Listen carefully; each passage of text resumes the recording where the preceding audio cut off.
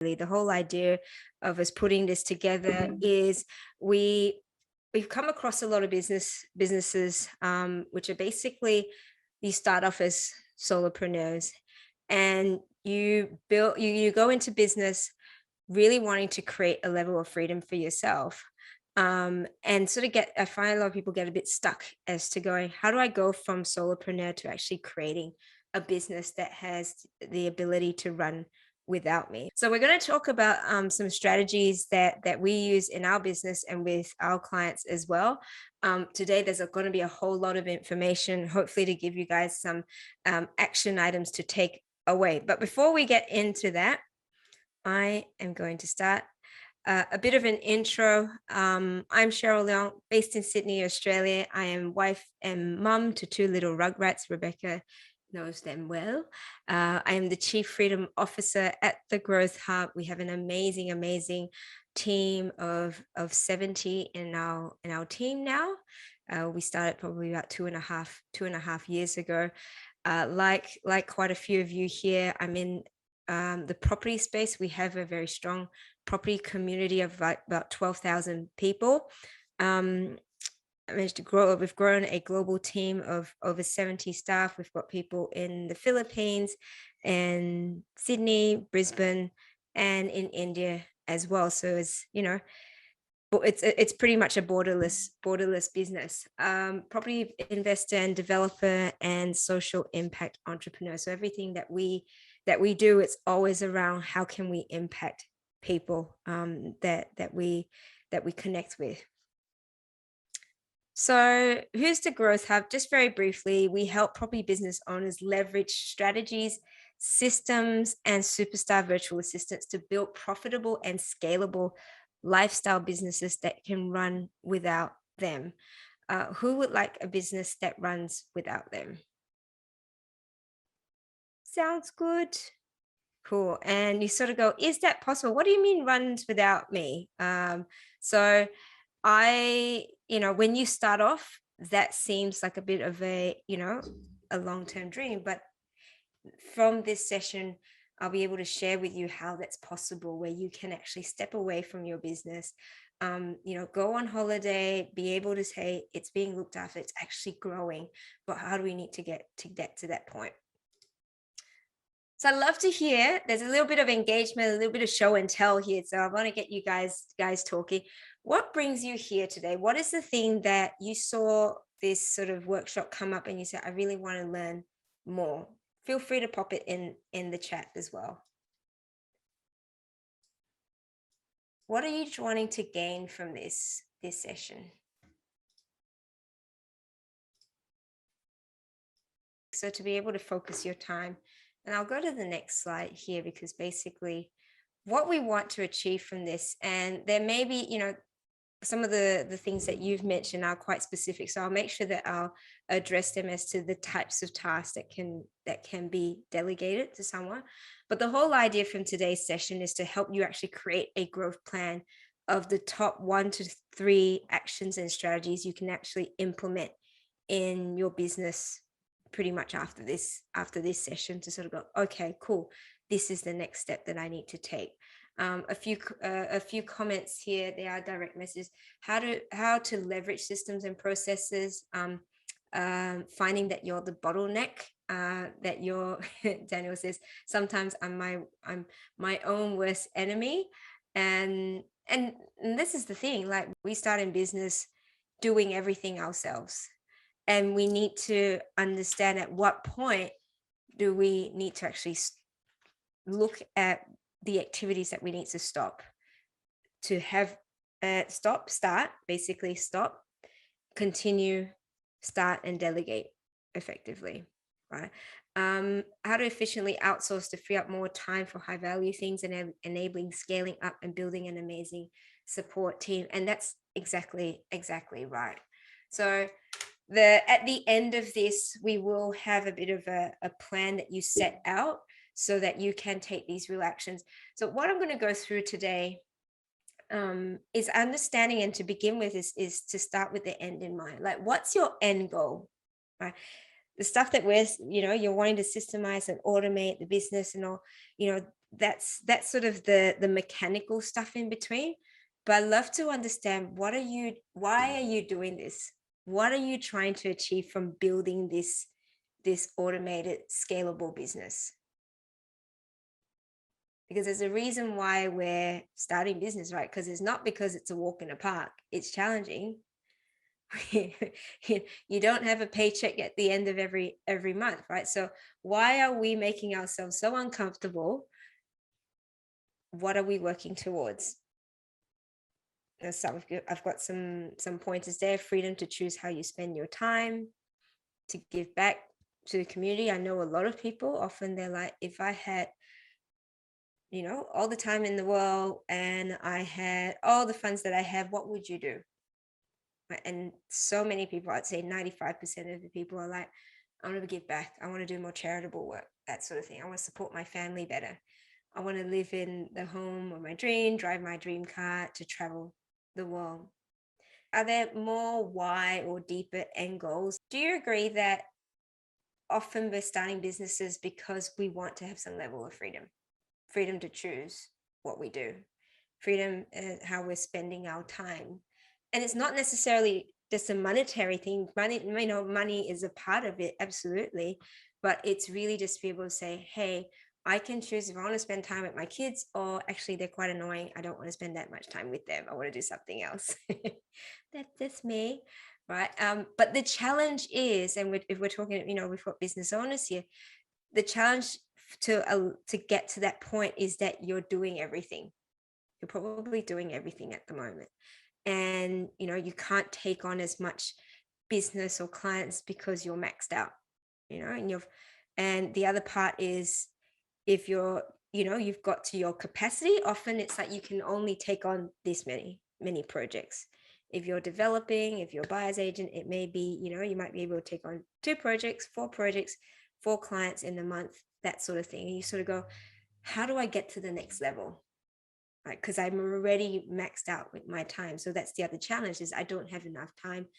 And more so, I don't know what my next steps are. How do I get out of this sort of hamster wheel type thing? I left my job to be able to create a level of freedom, but I'm responding to emails at 2 a.m. And then I start again, and Daniel's watching video, webinars at 2 a.m, but that's dedication. That's all right. What are the next steps from here? So really the whole point is to go from this sort of solopreneur to an actual business owner. I say to a lot of people, and I find that most people sort of agree, like, business is simply a vehicle. Whether it's a vehicle where you're, similar to investment, similar to property, it's a vehicle to be able to create income in some way. However, to create that level of freedom, you need to build a business that's clear, has a clear vision and a purpose, with systems and great people and teams. That's basically it. Because otherwise, if you're the only person that's driving it, really you're creating another job for yourself. Because the question you need to ask is, if I stop, does the money stop as well? And if it is, then what do I need to put in place? What are the next steps that I need to put in place to actually get it to a point where it operates without me? So in terms of working out your next steps, we've come out with this sort of what we call the growth pyramid. I'd love you to have a look at this, and it effectively is the stages in business that you're at, and the areas that you need to spend the time on. Right, so you've got 1, 2, 3, 4, and effectively down here is where you're basically starting out. You're starting out that, and it helps you. On the left is where you need to spend your time on, your focus areas. Right, if you're starting out, and your focus areas and where you need to spend a predominant amount of time is focusing on leads, improving your sales and your marketing. Because that's the part where you're in survival mode. You're surviving the business. You're just sort of working out, does this work? Is my idea working? Is it going to stick? That sort of thing. So really, as much as you sort of go, I need to be able to work on the operational side of the business. Yes, Yes, you do. That should be about 20% of your time.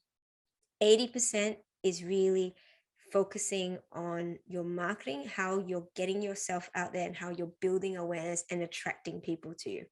So we'll talk about that, how to actually do that and the strategies to do that. Once you get to a point where you've got some consistent level of leads and your sales and your marketing seem to be sort of working okay, it's then, and you've got some of the idea of, all right, this is my business, I'm getting a few rungs on the board. Early on, look at how you can delegate the low value tasks, because before you even start to build a good level of momentum, because once you get too busy, you don't have the time. So you actually need to start looking early on, once you get a few rungs on the board, to just sort of test out that your business is doing well. Not even well, it works, right?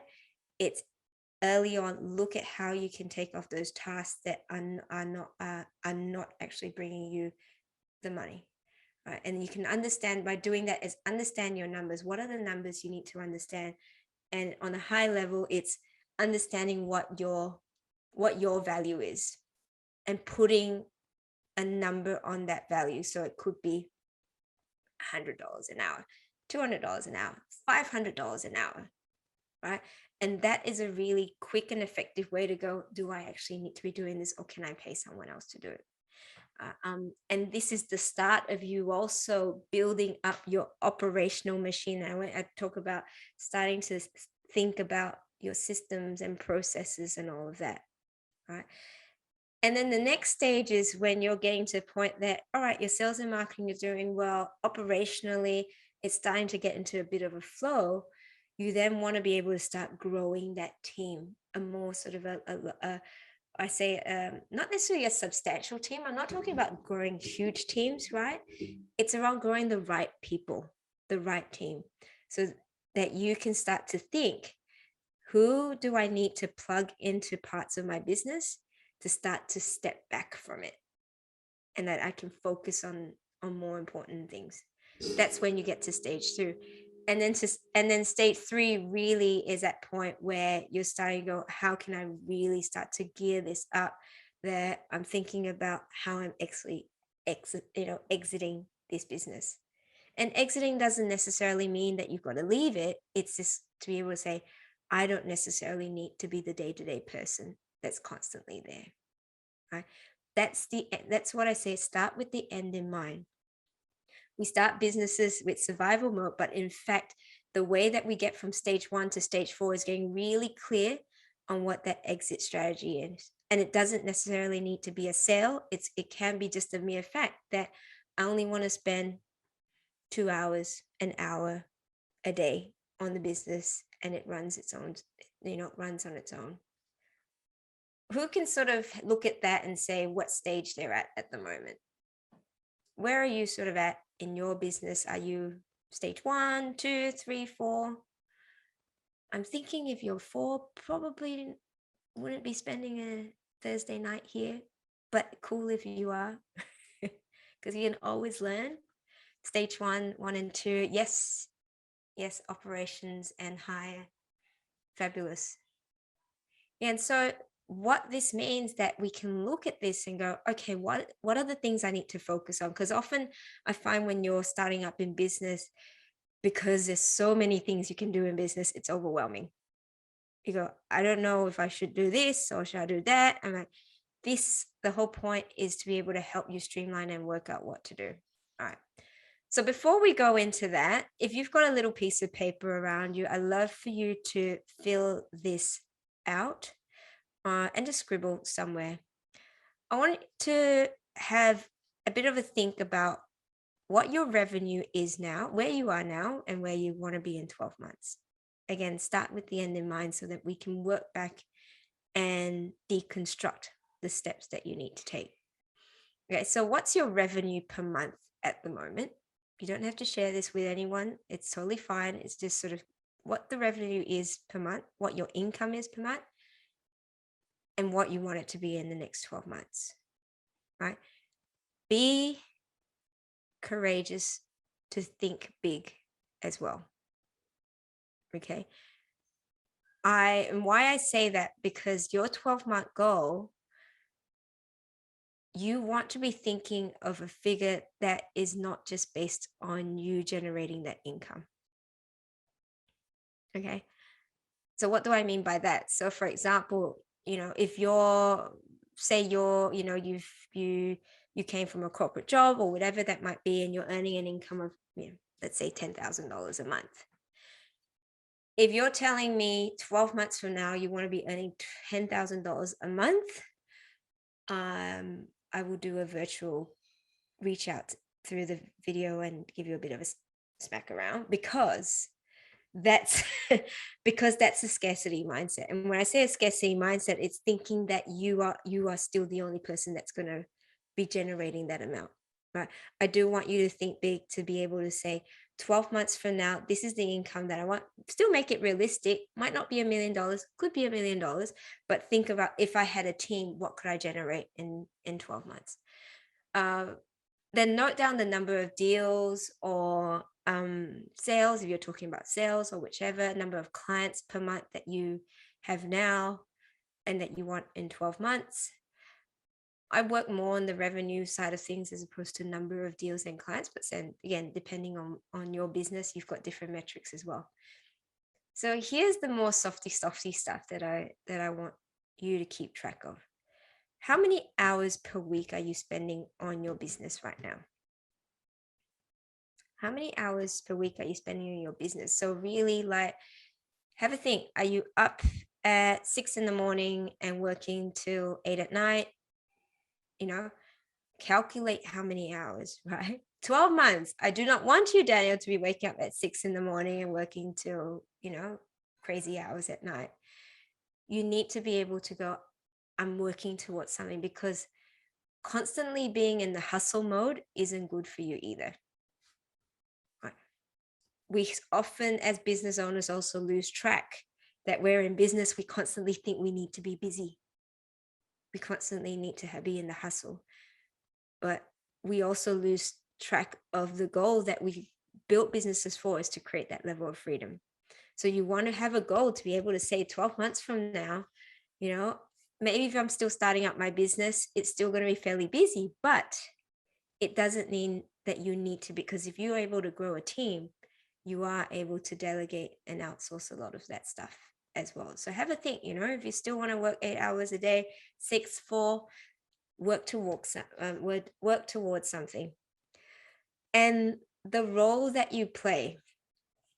So what I mean by this, the role that you play, is whether at the moment you're the main driver of the income, which probably a lot of you are now. And 12 months from now, do you want to still be the main person, or do you want to be the person that just focuses on bringing in clients? So I'll give you an example. For me, the role that I play now is still, because my team's sort of, fairly established. I've gone from being the only person in the business. The role that I was playing was CEO, Chief Everything Officer, not the other glamorous CEO, to I'm moving to the point where I can be visionary. I can focus on the strategy side of things, because if the other operational things, if I'm still stuck in the operational side of things, which I still am as well, it actually stops me from thinking more broadly and dreaming and strategizing and being more visionary. So think about that. You've got to start to envision the type of team that you want to build. Again, it doesn't need to be a big team. It's just having someone that's not just you. Even if it's 2 other people, 1 other person, they like to do operational stuff, get them to do that. So the role that you're going to play in your business. Family time, right? Family time's super, super, super important. Whatever that means for you, your time as well. How much time are you actually spending on yourself? Richard, I know you do a lot of, a lot of that mindfulness side of things, exercising. That's a really important part of your success in your business, because if you're constantly spending 12 hours straight on your business, right, that's not healthy either, right? having a successful business is also having that self-awareness about balancing it all, and the impact. Why I put in impact, and again, that's a little bit sort of fluffy. Like at the moment, like what sort of impact in terms of how you're giving back in some way or form? Do you want to give back more? What sort of impact is that in your community, to the people that you love, your family? So are we all sort of done with that? Excellent. Now we're going to start looking at what are the strategies to be able to take. And we created this model at the Growth Hub called the growth model. You notice I use grow and growth a lot. And why? I sat down in the early days to sort of go, okay, what is it that I want to really do and bring value to business owners? And we started off, the Growth Hub started off as your property VA. It was purely around helping business owners, sort of matching them up with virtual assistants. And it made a huge difference in my life when I started business. It was life-changing. I went, it's going to be the same for other people. But what we found, and where the wheels started to get a little bit shaky, was like, even though I had, we had business owners that might have a virtual champion, if they didn't have the right systems in place, if they didn't have the right processes in place, there was no direction. And so it was really hard for people to implement, whether they were virtual assistants or someone in the team. And it affected performance. It affected performance and output. And that's why we start to implement and bring in the systems part of the business to help people identify their workflows and their systems and their processes, to be able to go combine systems and people they can actually implement. But again, then the other part we also realized was this point of going stage one. Like a few people here, they're in stage one. It was the marketing side, getting really clear about why I'm doing this business. The why is really powerful, because again, I go back, business is challenging at the best of times. If your why is not big enough, you will give up. It is so much easier to be able to go, I'm going to go back to whatever pays the bills. Leroy's having a bit of a smirk there going, yeah, right. Because, it's, you sort of go, I spend so much time, I might not get the results. Yes, I get some wins, but is it easier to be more predictable? And the truth is we will be challenged in that way. And that's why you've got to have a really strong vision and why. And that's why I refer to the strategy, systems, and talent as your head, your heart, and your hands. Like your business, that is the head, the mindset stuff, like getting really clear on my vision, my strategy, and where I'm heading towards. Your heart is the systems that runs the operational heart of your business. You've got to have that in place. And your hands are your people, right? Your people that actually do the execution. And that's where the talent.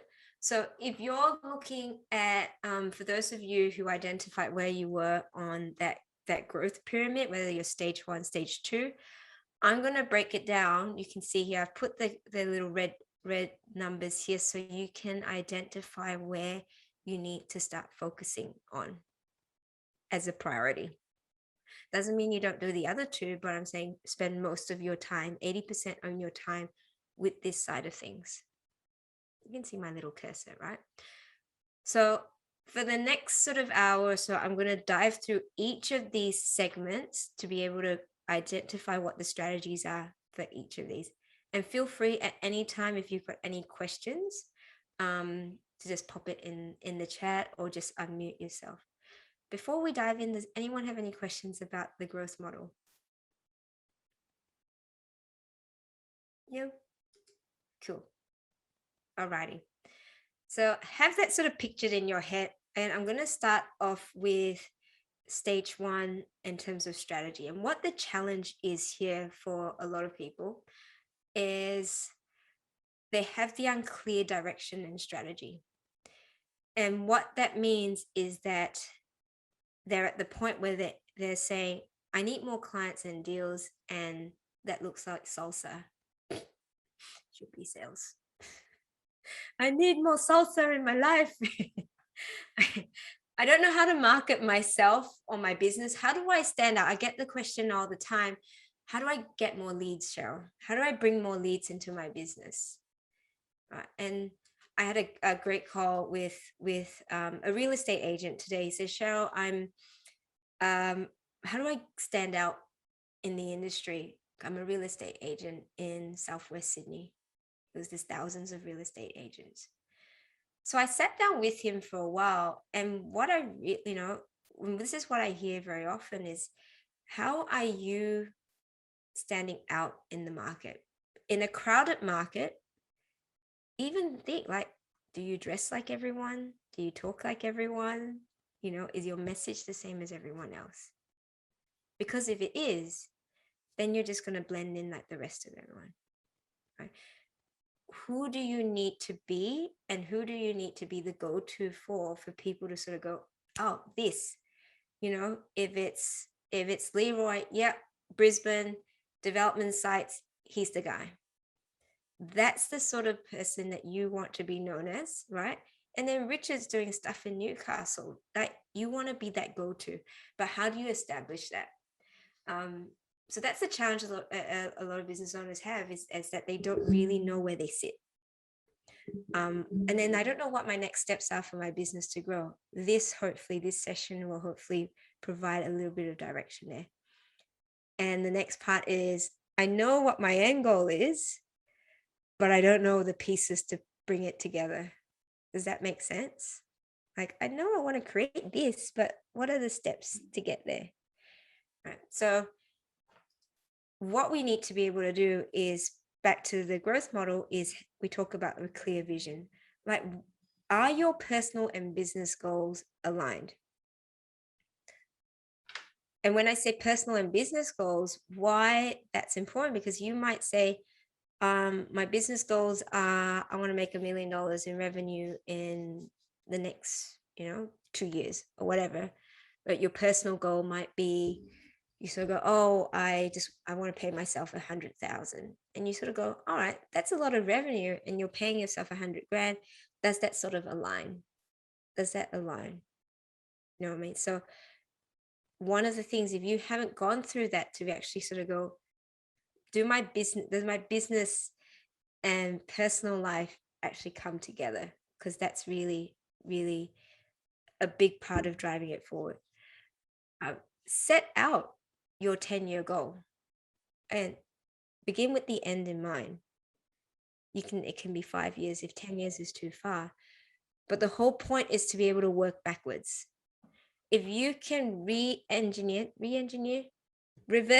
that's what I mean, reverse engineer where you want to be.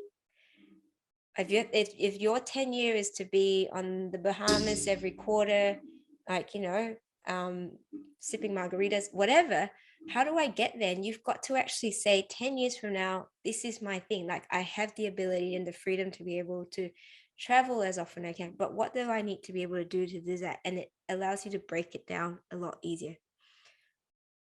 You want to write down what success looks and feels like. Not just looks like, feels like. And why do I say feels like? Because everything that we do is on emotion. I was speaking to my husband the other day about cars, because he loves cars. And I had this revelation in my head as I was driving, and this Toyota slogan came out, and it was like, oh, what a feeling, Toyota. And I'm like, oh my goodness, it's not about the car, it's about the feeling Toyota gives you. So I was like, and I went, oh, that's interesting. And I said, right, people that drive Maseratis or, fast Lamborghinis, what is the feeling that they get? They get the feeling of power. They get the feeling of, status. It's about the feeling, right? So what does success look like for you? Because what is the feeling that you want to attach that image here to that feeling here? Because again, the more that your subconscious is able to gel with what you're trying to achieve here with here, everything then starts to be pulled into place. So it's really important that if you haven't already done so, is to write down what success looks and feels like for you. And then if you're into meditation and all that, actually visualize it and feel it in here. Rich, do you do that as part of your meditation, visualization type things? Not to the extent I should, Cheryl. Okay. I know that you're very much into the positivity and all of that. Yeah. So try that, because I think that has been for me one of the biggest biggest changing points in the things that happen in my life. And actually feeling that emotional connection is really, really important. Again, we go about why is it important to you to achieve that? Why are you going through all the challenges? And this part's really important, is what's getting in your way. What's getting in your way? What are those limiting beliefs that are stopping you from obtaining that? Again, if there's anyone here that would like to share, like what do you realize? And this comes down to self-awareness, right? Because is there a fear of success? Is there a fear that if your business does so well, are you going to leave people behind as well? That's a valid fear. People go through that. Like, what do you actually need to be aware to put aside so that you can actually step into the greatest version of yourself to obtain your vision? And then even at the size of the next part is creating your business's vision, mission, and values. And admittedly, I didn't realize how powerful this was until I started to grow a team.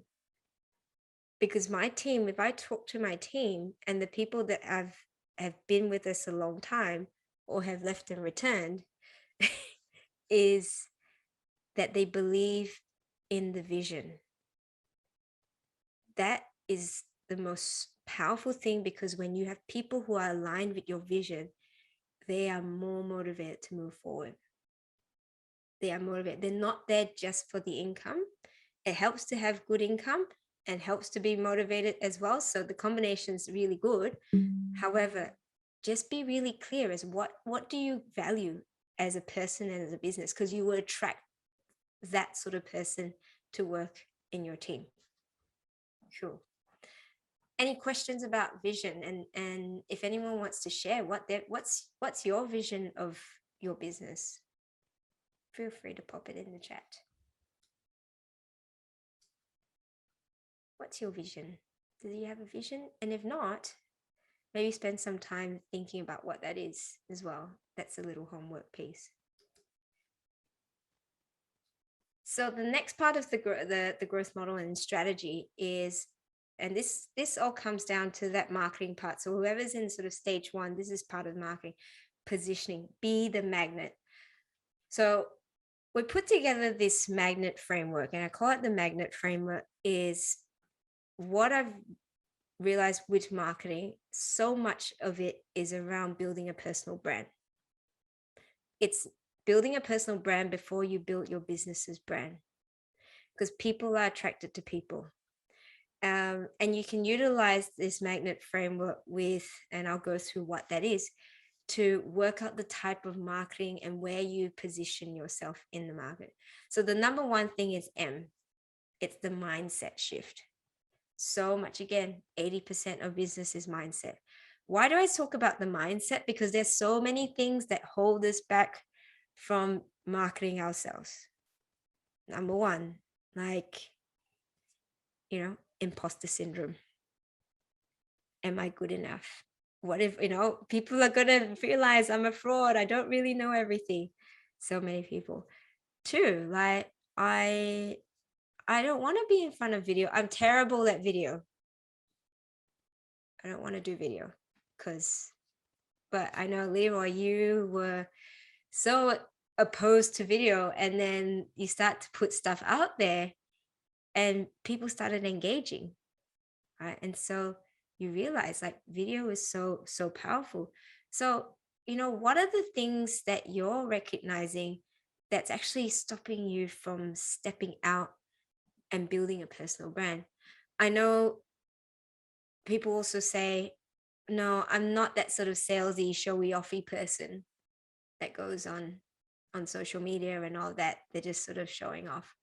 Right? Fear of failure. What if I put myself out there and I fail, and is everyone going to criticize me, laugh at me, whatever that might be? One of the big things. So I was absolutely petrified of public speaking many years ago. I couldn't even attend a Toastmasters event because I was so scared. But I realized, and this is the biggest thing for me, the biggest shift for me was realizing that I needed to put my ego away. And when I say my ego, I'm not talking about bragging ego, that fear away, because I knew that I had a bigger purpose, and I need that purpose requires me to actually be seen, and so that people can hear that. If you have a purpose and your purpose is to be able to help others, the fact that you're not putting yourself out there is actually a disservice to them. You get what I mean there? That the fact that they don't know that you can actually help them is a disservice, because they can't find you. Right? And so it's actually putting aside any of that fear, any of that doubt, any of that, oh my goodness, is my hair okay? Like, you don't have to worry about that sort of stuff. And again, as a woman, you sort of go, I have no makeup, my hair's terrible, whatever that might be. You actually have to realize it's not about you. It's not about you at all. It's about the message that you have and the value that you're bringing.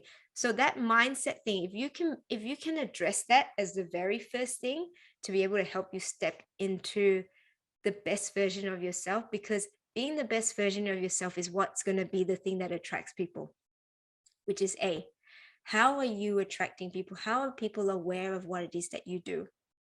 Because if you're keeping it all inside and you're too afraid to share it, no one knows how you can help them. And so again, it's around, how are you creating awareness? What are the platforms that you're using to be able to communicate with your audience? Next part is giving consistently. Giving consistently is about adding value to people's lives. It's not about sales. It's around having people see the value that you bring and learning from you, from the content that you're providing to them. They're learning your journey as well. And it's okay if it's you sharing your journey, because people are learning in some way or form. And early on, I was hesitant to put stuff on Facebook about the stuff that I have about my, stuff with parenting, stuff with the business, the challenges, like being really vulnerable. But then I realized when I did, like, people would really resonate with it. Like the part when I sort of go, oh, I'm not sure if I'm going to press the send button. That's the one where people reach out and there'll be direct messages that say, hey, that really resonated with me. Thank you. I needed that message. And so you never know who you will touch out there. You don't realize that you only need to resonate with one person to make a difference in your message. You're not trying to get 5,000 fans. That's not the point. You do, great. That's fantastic as well. But the point is that if you can make a difference in one person's life, that's what gets you out of that comfort zone. So consistently give. And N is niche. So in marketing, everyone talks about niche. But when we start off, we're so afraid to niche because we're missing this huge market. What if I can serve everyone? I can serve everyone. Everyone, if it's developers, if it's clients that are investors or whatever, I can serve them all. But the truth is, in a crowded market, people have so much choice. And if you don't have a niche and you aren't able to speak their language, your message will get lost with everyone else. So where you need to sit down and just understand is the types of people and markets and industries that you're drawn to, right? So say, for example, as a buyer's agent, there you can choose to focus on investors, developers, owner occupiers, and all. But you might say, I can do it all, right? Which you probably can. You probably have the skills to do. However, when people think of buying something, their heads are like, I'm so confused. I actually don't know what this person does. But if you're saying you focus on and you specialize in commercial, buying commercial property for doctors, who are the doctors going to go to when they're looking to buy investment properties? The person who understands the doctors. Even culturally, like the gentleman that I was speaking to today, he's Nepalese, and where do all his clients come from? 95%, because he was asking me, which market should I target? And I say, who's most of your buyers now? He goes, oh, it's the Nepalese community. What percentage? 98%. And that's your low-hanging fruit, right? So look at who's around you and the people and the circles that you hang around with to sort of work out, actually, this is my niche. I really understand this market. And don't be and don't be afraid to actually niche, because it means that your message, your language, everything that you're saying really resonates with them. And that's why, to a certain extent, we talk to property businesses. Not that we can't service other businesses. I understand the pain points for property people, developers, investors, what the market's doing. Like we're able to solve the problems for property businesses, right? And so the language and the messaging is all about property businesses, people, growth, that sort of thing. And then that leads on to the next one, being an expert. Because once you start focusing on your niche and you know all their pain points, all their challenges, and the solutions that you can provide for them, you become the expert. And being the expert, you are then the person that they go to. How do you establish yourself as the expert? Because every client is looking for a solution, and they're looking for the best person to provide that. Establishing yourself, giving that niche, you understand their pain points. And I go back to that, we have an accountant who's focused on the property space, but what we were able to peel back with him was that his niche was, again, a cultural community, but then it was the doctors, the engineers, the IT professionals in that space. So like the doctors earning a heap amount of money, but not having the time or the knowledge to how to invest in property, for example. But then he can help them decipher and pave a way in their journey to be able to get there. And then the last bit, without a doubt, is around building trust. The more that you are able to position yourself as the expert in your niche, then the trust just gradually, very sort of, organically becomes ingrained in the people that you're talking to. So if you are able to implement all of these, you really become the magnet for your ideal clients. Obviously, you need to understand who your ideal clients are, which comes down to your niche. But then you become more targeted and focused in your marketing efforts. Does anyone have any questions around that or comments? Has it sort of triggered some thoughts around niching or the areas that you want to maybe target and focus on? Feel free to share as well. Better to be a specialist in your market than be a general practitioner. Yes. And I find for a lot of people, that part's probably one of the biggest struggles, because when you start out, you're like, I just need to get some money. I need to get clients. Can I just, like, everyone, I can do everything. but that your message gets lost, and it's really hard. And we've gone through this with a few people where they're like, I do everything, but that it was only when they were able to say, this is what I do, and real conviction towards that, that's when people start to come.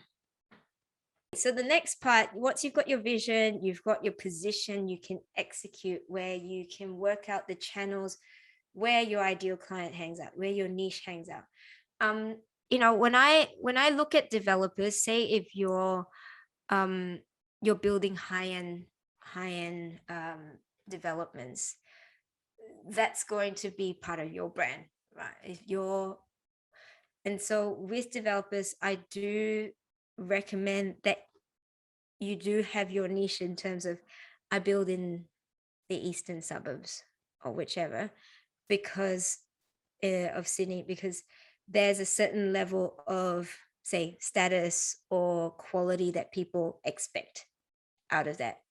Whereas if you're the townhouse developer, for example, again, in a market where it's a bit more crowded, where say it might be the townhouse market or whichever, people are like your buyer, your end buyer, who, if it's an owner occupier, will be looking for a level of quality, and they will be wondering who the builder is. Do they have a good track record? Investors, if it's investor stock, it's a little bit different, where I feel that it is more around building a level of trust with your investors. So it goes both ways. As a developer, you've got to be able to, market yourself to your investors, and then in terms of marketing your end product, it's more area specific. So for your investors, it's going to be that level of trust and credibility. They want to be able to see you out there, because we all know people stalk. Everyone goes, "Oh, who's this? What have they done? Are they a scheming, money hungry developer that doesn't pay anyone back?" No, but if you're able to say, this is my, track record, I've done 2, 5, 10 projects, it just builds up that trust. Going back to magnet, it's that trust. Again, going back to magnet, I'm the expert in property development. Doesn't necessarily need to be the specific type of product, but it could be, say, niche. I know quite a few developers that are very niched in the rooming house, co-living, boarding house space. That's their niche. You can use this to any sort of business, right? So pick the channels where your niche hangs out. Start with organic marketing, because that is the easiest, cheapest, freest way to market. I don't recommend paid marketing right at the very start of your journey, because your messaging's not there. You haven't built a brand. People can't stalk you. Your stalkability. You have low stalkability. You want to have high stalkability. So if someone puts your name in Google, which they do, people do that, they want to see what it is that you do. Right? We all do it. They put your name in Facebook. What does this person do? And is it someone that I resonate with? It's always around, oh, what do they do? Oh, they're into fishing, cars, whatever, property. Oh, they're a property person. Cool. There's that. Everyone's always looking for some level of connection, in some way or form. Execution. Video is number one. If you're not doing video of some sort, or at very least doing some sort of posting, you are not being found. People can't see you. You won't exist in marketing land. And so it's very hard for you to build yourself out as the magnet.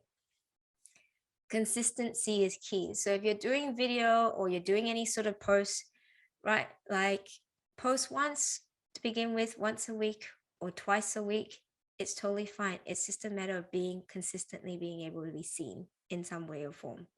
You don't have to go crazy.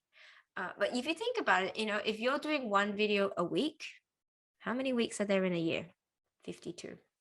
If someone's gone back to look at your videos, and they've got 50 videos that they can watch one after the other because they got nothing better to do.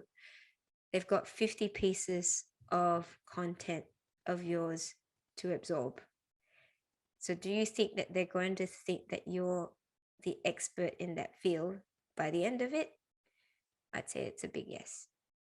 You know, they sort of go, oh, they either think you're an expert or you're really passionate and you're getting there. But they're seeing that you're building that level of trust. There's this person who's sharing their journey. They're sharing the ups and the downs as well. So that's totally fine. It doesn't need to be polished. It doesn't need to mean that you know all the answers. It's taking people on a journey. And in terms of execution, focus on 1 to 3 channels to begin with at max. Right? Social media is still very, very powerful. You can do it at the comfort of your own home. You post stuff up, it sits there, it gets distributed very, very easily. Networking, I cannot say whether it's online or in person, it's probably one of the most powerful tools that you can do. And I'd say for a lot of people here, I've met through some sort of networking in some way, because you're building those social connections. Then you can do stuff like email marketing. If you're great, you're good at writing content. You can do blogs, so email marketing or blogs as well. And then workshops or seminars similar to this. How can you educate your target audience about the things that they might not know very much about? So for example, I did a video with Richard a few weeks ago about NDIS property, SDA property. It's, it was having other people learn about that space that they don't know about. Again, around going back to Magnet, how are we building that trust and establishing ourselves as the expert? And so, think now, going back to your niche, where do they hang out and what sort of content do they absorb and how do they absorb it? Where do I need to be? What are the 3 main channels I need to be on? And that's strategy. Before we move on to systems, does anyone have anything to share from your takeaways on that section? That's the marketing part for those of you who are looking to build your leads, sales, and marketing machine. Hopefully you've been able to take away a few things out of there as well. Cool. So now we're going to look at systems. This is the part, how do we create the level of systems and processes in our business? Because the challenge is that everything is in my head. I don't have time to train anyone. That's probably one of the biggest things that people sort of fear. They're like, oh my goodness, I'm just too busy. I'm the bottleneck. Someone else said that earlier. People keep asking me how to do things. And because it takes longer for me to explain it to someone, I might as well do it myself. How many times have we said that? Yes, I confess, I do that. My team are all over the place. Rain's having a laugh at me because she experiences this all the time. Thankfully, my team are not, because they're organized, but I am all over the place. And so what do we need to do to be able to address all of these? Right, delivery, strategy, and systems. So strategy, we talked about the marketing side of things, and systems equals clear structure. So what do I mean? What do I mean by that? So if you have a clear strategy of what your business is, and say in terms of marketing and all of that, and you sort of envisage, my business starts off with marketing. So what you want to actually do is go marketing, sales, onboarding, fulfillment. You start to work out in your mind how your business flows and the client journey. You want to draw out the step-by-step workflow of how your business operates. Right? We know, like, you instinctively do things about your business. You don't even realize there's actually a flow, but there is. Right? But because you do it day in and day out, it's sort of easy for you to do so. However, if you plugged in someone else, my question is, will that other person know how things are done? If it's a no, would it be helpful if they were able to see, oh, right, visually, this is how it looks like. Oh, I'm here. This is what I'm meant to look after. So determine if that project or task that you're doing is repetitive and can be automated by technology or people. Right? Automation doesn't always have to be technology. Automation can be someone else as well. I give the example. I do a webinar every Tuesday night called The Business of Property. And my guest yesterday, it was quite sweet. He was like, oh my goodness, I had a call with you for half an hour and then everything else was set up by your team. He goes, you didn't have to touch anything. I said, yeah, I just turn up. And so that's automation as well. There is some level of technology automation, but the rest of it is, if you've got the process in place, you press the button, people are able to carry that out. And so how much time has that freed me up to be able to focus on other things? Delivery is also setting clear expectations of what success looks like. What does success looks like? Again, your task, you may have done that a million times, but if you're going to plug someone in, it's really important that they understand what the end goal is. What does, how do we get to this point? What does success look like and what does completion look like? And creating a habit of putting together your systems and processes, writing down your processes. Create a habit of creating SMPs. That's your systems and processes. You might have to slow down to speed up, but what I mean is that every time you're doing something, take a bit of time to go, am I going to repeat this again? Yes. Let me process that. Write it down. If something in your business needs to be done more than once, it should be systemized. Yes. If it's going to be done more than twice, yes. Even templates of emails, like create a checklist. If I'm going to do this, like these are all, like start to think of your business in micro processes, micro steps. Plug in someone. It does take a little bit of time and commitment to do that at the start, but you've got to slow down to speed up.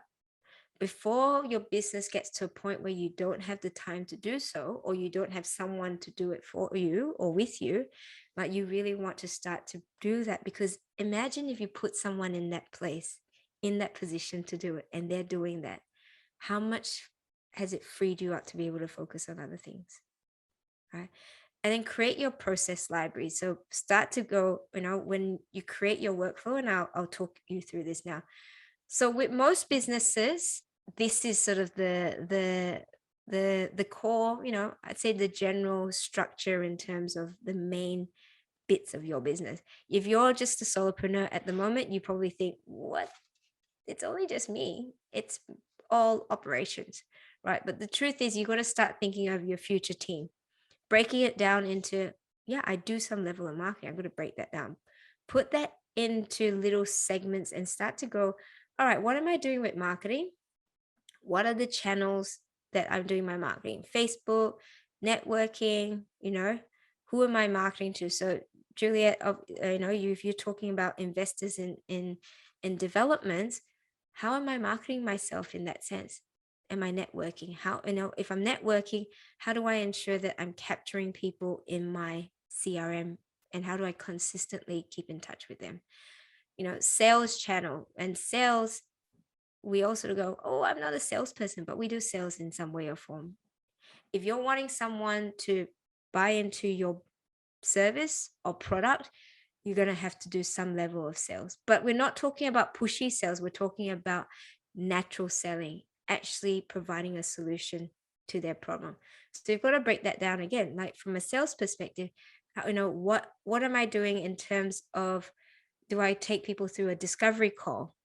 I do it, after a discovery call, is there a template do I have a script? After discovery call, am I taking them through another call? It's a strategy call. What does that look like? Each of those things, each of those steps are micro processes in your business.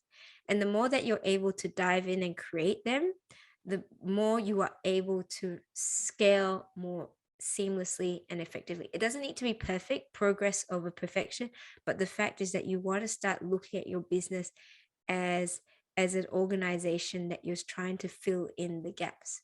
So you might be in operations at the moment, but you want to start thinking of where are the parts that I need to start building it out. Capture.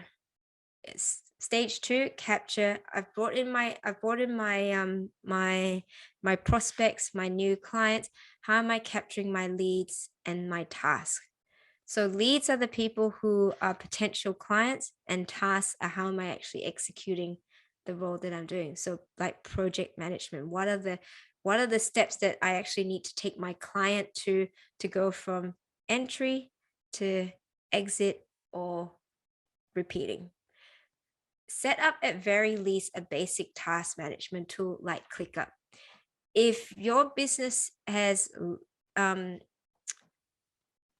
if your business doesn't have a task management tool, definitely there are free ones, invest in one. It doesn't need to be complicated. It just allows you to brain dump how your business flows in a task management so you can keep track of things. Remember, you're not going to always have a small handful of clients. You may want to be able to grow it to a point where you've got lots of clients. How are you going to keep on top of that? You don't want that all to be in your brain. My 6-year-old daughter is in sales and her best customer. Oh, daddy's little girl. She's got you wrapped around her finger. Kids are the best in sales and hostage negotiations. I've learned my sales from my children because negotiating with them is like being in a hostage situation. And I figured if I can get out of that, I've done pretty well. So capturing, task management tool, ClickUp, Asana, Monday, whatever it is that works for you. Everyone, they're generally very, very similar, but you want to be able to plonk what it is that you do in there. Use your SOPs, so your systems and processes, to create those checklists and tasks. You're doing everything repeatedly. Start to think of it to go, how can I create a level of structure in a checklist or a template that I can use again and again and again.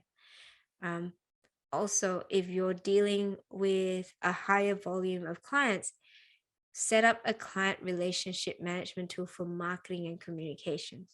So what do I mean by CRM? CRM is like when you're doing email marketing or you're creating landing pages. If you might have received an email about this through an email, and that was being sent out through a client relationship management tool. So if you find that you're needing to send out bulk emails to a mailing list, you can start off with MailChimp. At very, very least, MailChimp's quite simple. It's a very basic CRM, and it does the job. But when you get to a point where you want to take your clients on a journey, you might want to look at doing, something like Active Campaign or whichever.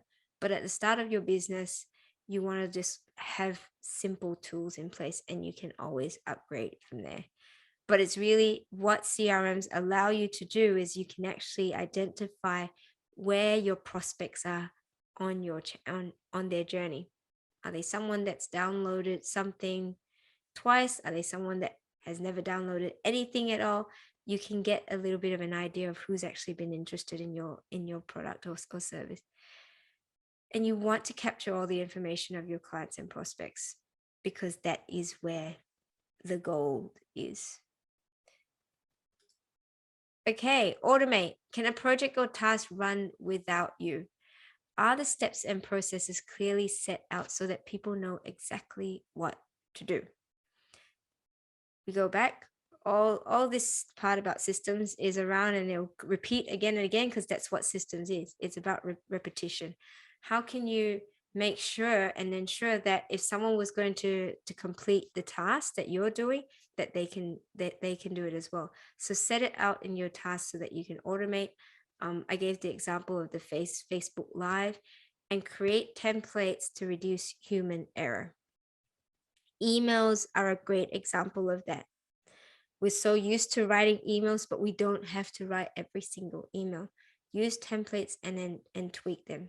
Welcome emails, it's client onboarding emails, it's getting information from your client, all of those can be templated. Over to stage 3. So 3 of the growth model, if you recall, on the left, it's around your superstars and talents. Superstars, what's the challenge? So we've got our marketing machine going, we've got our operational heart pumping along. We've got to actually make sure that we've got the right people to be actually pulling this all together. Because if you recall, part of the growth model, if these are all working well together, that body of yours, that business of yours can grow and scale. So the challenge is with superstars is that you're working in the business now, right? You're the CEO, you're the chief everything officer. You don't have enough time. You're doing everything. I spend too much time on low value tasks. And this part is I can't find good people. My team are not performing. So how do we resolve this? Number one is attracting people that are aligned in your vision, mission, and goals. If you recall, we talked about vision at the top. This is where these two come together. If you're able to communicate and share and be really clear about what that is, you're going to attract people that are aligned to that. And it's the type of people that are aligned to that, they're going to be ideal to add to your team. I'm going to do another share. We early on in the year, I thought in my mind, actually, the next person I need in my team is like a BDM, my business development manager. But I wanted to be someone who, one, really understood business and had a passion for property, but then had also this heart to be able to help people and give back and grow. Because that's a really part, like for our business, we really value relationships and empowering and growing with people as well. And what actually happened is, because I knew in my mind the type of person and actually even their type of personality, I was actually recommended a lady out of the blue. I hadn't even mentioned it to anyone, but it was my business coach who said, "Hey, by the way, I think you should meet this lady because she's looking for some work at the moment. And for some reason, I think she'll be a great fit, but I don't even know if you're looking for anyone." So I hadn't even put it out there at that point. It was all in my head that I was like, the right person will be this type of person and they'll be responsible for this. And I could imagine them, how they would speak to clients, how they would interact with the rest of the team. Like attracting the right people is again being really aligned with what that looks and feels like. What does success feel like in that role? And then the next part is, I mean, we talk about outsourcing and all. I'm not fixated on everything being remote. There are going to be instances that definitely you need to have someone on the ground, and that needs to be a face-to-face person. However, you may be surprised once you sort of sit down and go, what are the roles and responsibilities and the tasks that people need to do? Sit down and look at it to understand whether it can be a role that is remote or it needs to be face to face. COVID was sort of a blessing in disguise, because I think we all realized there were so many roles and tasks that we could do remotely that we didn't have to be at an office. So think about what those roles and responsibilities are, what those tasks are. And then the next part is, do I need it to be someone that's local in Australia? Or can it be that if I've got the right systems and processes, that someone, remotely overseas can do? And obviously that's what the growth, the growth hubs model is. Like all our businesses have remote staff, but they also have local staff. So we have a lot of clients who have a hybrid model, and it's totally it works. It works really, really, really well. Again, if you've got the right systems and processes in place. And creating your ideal org chart. This is an example of what our org chart, and you might even sort of look at it and go, oh, this is something that I can apply. if you'll notice here, most people sort of think that you need to be here right in the middle, right? But if you notice, I've actually got someone called an integrator. They're not an interrogator. They're not someone that I send out to negotiate with people. No, they're an integrator.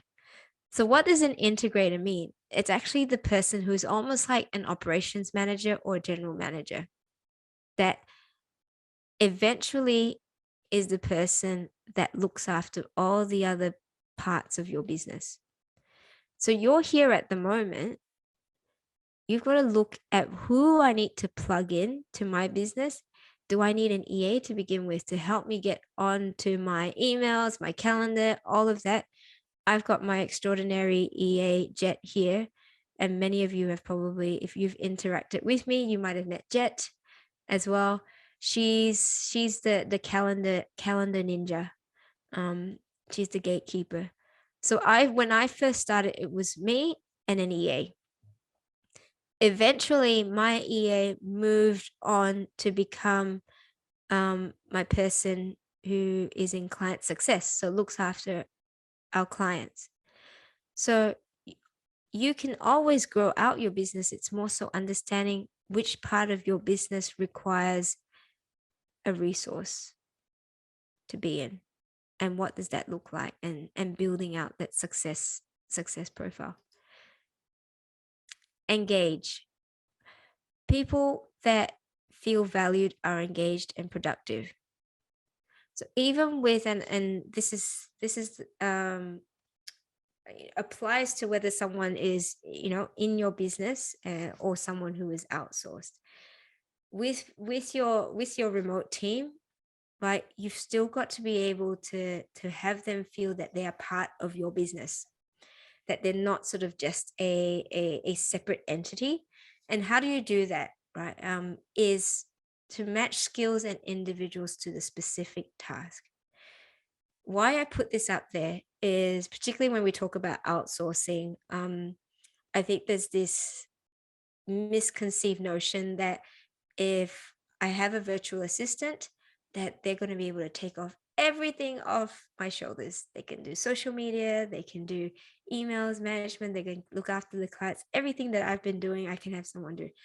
And no, you can find unicorns once in a while, but the truth, just like us, any of us, we have specific things that we're good at. We have specific roles that we're skilled in. We have specific tasks that we're better at. So for example, someone who is very detail orientated is not necessarily going to be fantastic at a more creative role, like if it was marketing. Not saying that that is impossible, because I know our marketing coordinator, Rain, is detailed, but she's also creative. But I wouldn't be able to say necessarily that they'll be a great person at client interactions either. So it's identifying where they're good at and not just plugging people into spots because you need them filled just for the sake of it. You need to have the right people that feel that they're able to exercise the things they're passionate about and that they're good at. Engage them, make your team feel appreciated. Like reach out to them, say, hey, this is, thanks for the great job. I really appreciate you looking after me. I appreciate you being here at such a late time, or whatever that might be. Because the more that your team like you, they're going to want to keep working with you. And touch base often and early. And when I say early, it's when someone's done something, I just reach out to say, hey, that was really great work. Do you have any feedback for me? Have them feel that they're part of that decision-making process and they're part of you improving your business as well. And then the last bit is develop. How do you recognize your team and their individual goals and their dreams? You've got goals and dreams for yourself and your business, but so are the people in your team. And this is, again, a really, really powerful tool, because the more that you're able to uplift them, the more that you're able to grow your business as well. Because then if, say, for example, their goal is to be, I had a discussion with someone today, their goal is to be a mentor. So I go, okay, this is great. They want to be a mentor. Where can I put them in my business to be able to mentor people? Because if they're mentoring people, that means they're bringing other people up. That means the business is going to, they're going to have better output. They're going to be able to support our clients better. So spend time with your team to understand what their interests, their passions, and where you can support them in their growth to develop them, to allow for those growth opportunities, because that's going to keep them with your team for much longer. And then offer that level of flexibility as well. So that wraps up all the different parts of the growth strategy that you can implement. So, if you look at it again, if your challenge looking at the growth model, is your challenge an unclear marketing strategy? We talked about stage 1. Or is your challenge the lack of systems and structure? Or is your challenge, I'm just working in the business? Then you're able to identify, okay, I'm going to have to spend a little bit of time around either strategy, my systems, or talent, or a mix of all three, really. So before I move on to the next, have a bit of a think. What is the number one challenge that I want to solve in the next 90 days? And then we'll talk about what are the three action items. I'd love for you to share with me, having gone through that, if you would love to share, what's that challenge that you want to solve in the next 90 days? Is it that you're not quite sure how to generate more leads, for example? Go slow to move faster. Yes. Yes. And that's challenging because we're so used to like hustle, hustle, hustle, busy, busy. And I model out my systems, decisions on what can be automated, then build great systems and processes with training videos and templates. Yes, that's incredible. Because what will be the impact of you doing that, Juliet? I'd love to understand what will be the impact. CEO and CFO, chief every effing thing officer. Yeah. Yes, we maybe need to like, what's in the 90 days? What in the next 90 days? What do you want to do to be able to get out of that role? If that's what you want to do, is that your main challenge right now? And if so, who do you need to put in place to help you move out of there? If it's repeatable, it's teachable. Train and equip others to achieve it, not just me. Absolutely. So what do we need to be able to do that? Okay, let's start to pick up the 3 strategies or actions. What is the one thing you need to do differently to achieve your goal? We're going to talk to our results table.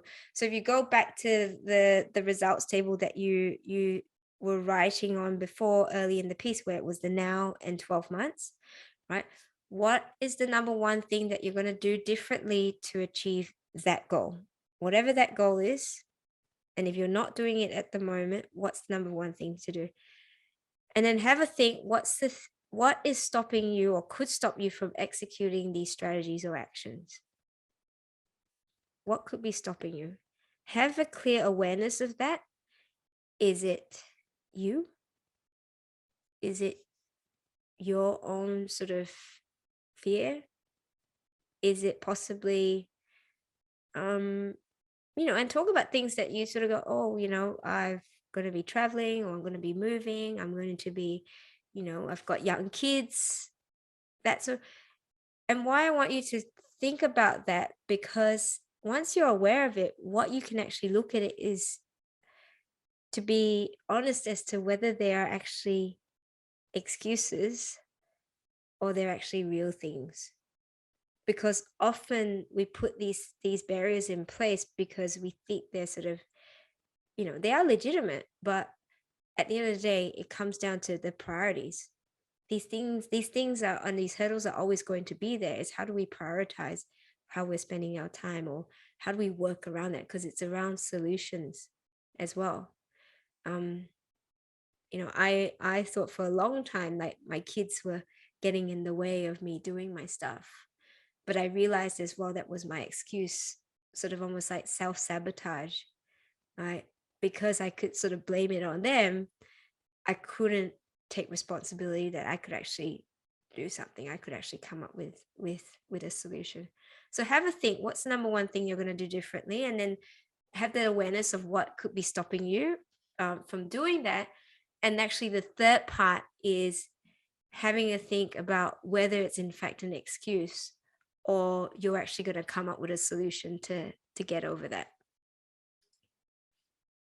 And this is where it all comes together, helping you create your growth plan.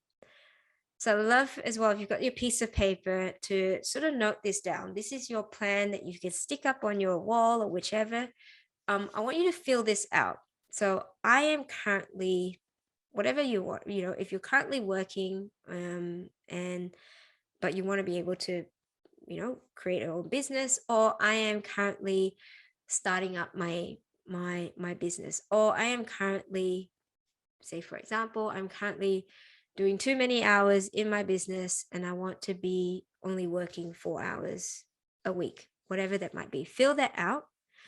And I want to be doing this so that I can, whatever it is that you want to achieve, and enjoy the rewards of having more time, having more money, having more whatever that might be, right? This is all really specific to you. So to do this, what must you do? Going back to that slide before, what do you have to do? So plug that in. What's the number one thing that you need to do? And my strategic focus should be going back to your growth pyramid. If it's stage 1, I should be doing more video so that I can create more awareness in the market. Or I should focus on blocking out some time to actually go through and write out some processes. Or I should sit down and write out my workflow on this one task that I do repeatedly, so that the next step is I can have someone repeat that and do that without me. So that's the next part, which this will allow me to. Will it allow you to step away from the low value stuff and focus purely on the high value tasks? And to do that, I must, number one, work out my workflow, my end-to-end workflow. For example, if we're talking about systems, I must work out my end-to-end workflow. Number two, create the processes around it. Number three, create the training videos or checklists or whatever. This means I can build a system for my team and hire my next EA for it, or hire another buyer's agent, or hire another team member, wherever that might be. What will this do? This will save me how many hours in my business? Might be 10 hours, so that I can focus on my business. I can focus on my health. I can focus on my children, my partner, focus on other things, more charitable work. So really create this plan for yourself, which is it's personal, right? So whoever it is, you're going to be something different. You're going to have a different focus. But the whole point is to be able to put this up so that for the next 90 days, you can get absolutely clear on, this is my direction, and I'm not going to pull away from that until I finish all of these and I've achieved that. That cool? Are there any specific questions that you had? Richard, I know you had some questions around particular tasks. Did you want me to address that as well? No, unless you've got any general comments, Cheryl, on, hey, we've got specialists in this, that. I know you've got social media, maybe some people that are good at off-market sites, just checking block dimensions, frontages, criteria, zoning. Yeah. So are you talking specifically about the champions in the Growth Hub? Yes. And what they're able to do? Okay. So I'll run briefly. So where we're really quite property focused. So what we did not long ago, within the last year, is we actually have a training program specifically for property assistance. And what that involves is the training is around Australian property, how to help either buyers agents, developers, property investment consultants, anyone in the property space. And that's from how to use RP data, for example, like the tools of RP data, Price Finder, even Archistar as well.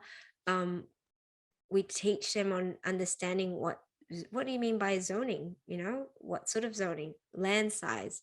So that they can, when they're looking at property in Australia, they get an idea of, oh, okay, this is a townhouse as opposed to a standalone house, as opposed to a duplex.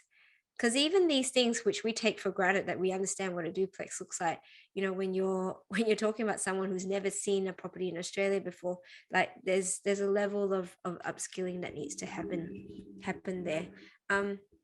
So yes, they're able to create short list of properties. So we do have assistants that will help developers with, again, this is the criteria. Can you shortlist all the properties that fit this criteria and mail merge, send letters out, for example? So we've got there are quite a few clients that do that. For buyers agents, a similar sort of thing. This is the client's buyer brief. Can you please shortlist the properties that are either online or through our database of contacts? Send it out to them. This is the buyer brief. What do you have? They get a whole lot of responses to that email, and the champion does a whole lot of shortlisting so that they can sort of basically deliver the top 3 or top 5 properties.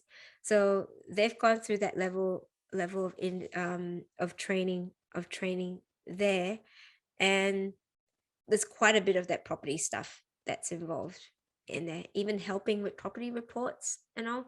So it really just comes down to where in your business that you sort of feel that you might want to delegate to someone.